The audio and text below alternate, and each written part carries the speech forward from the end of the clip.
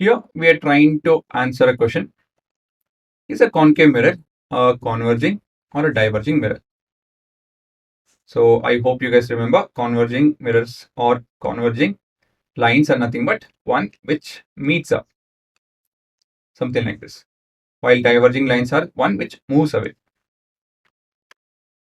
Okay. So to help you guys answer this question, I have 3 experiments. So have a look at each of this.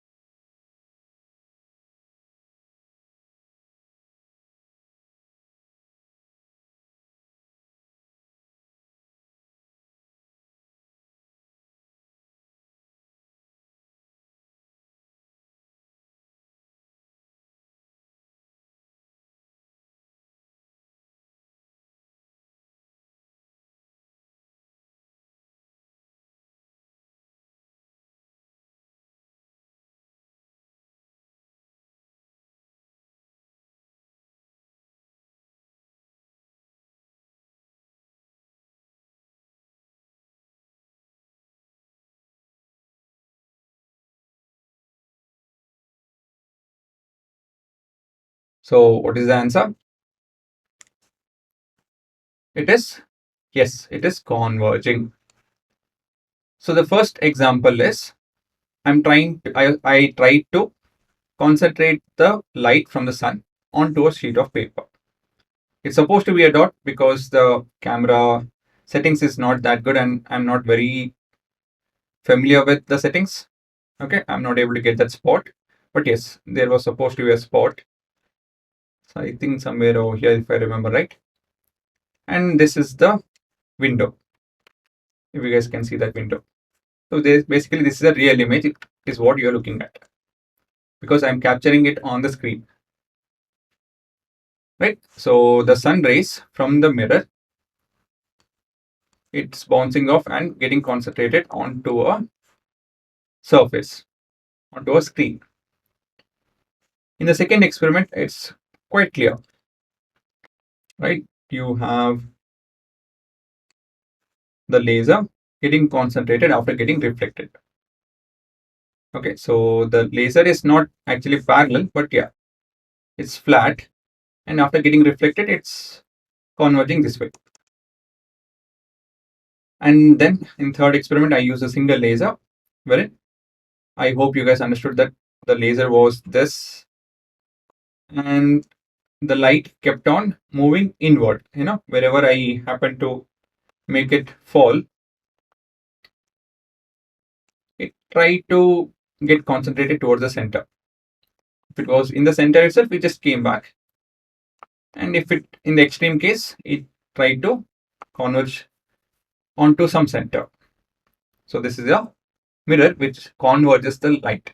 Okay, not in all the scenarios, in quite a few set of scenarios. There are exceptions wherein it doesn't converge.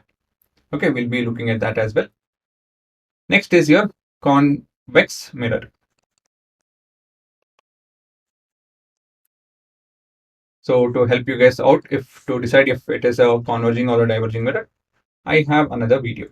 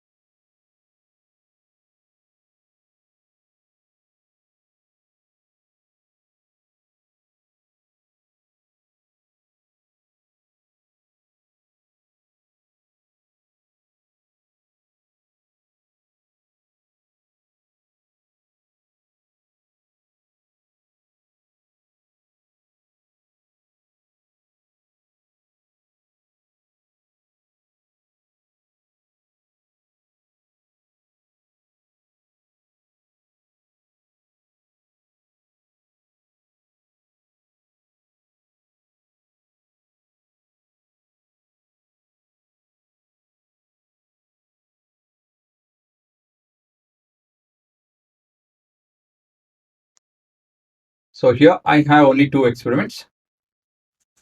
So what did you guys decide? It is a diverging mirror. Okay. So here you can see that this is not the image of the light source. This is not the image of the sun. This actually the mirror size is, I don't know if you guys noticed, it's smaller than whatever the size is on the screen. Whatever the size of this circle is on the screen. So the mirror is approximately, in comparison to this, it's of this size. So what is happening? The light is getting spread out. That's why we are able to see this big spot. Okay. And this is not an image. This is just light being spread out. In the second experiment, this was your laser source. So we can see that the incident ray tries to get away from the center. That's why this is a diverging mirror. Okay. This is again important to remember and understand, and right. I hope you guys observed the practicals. So that's the only way to remember this properly. And you get it in MCQ questions wherein they ask you, is it a converging mirror or a converging lens?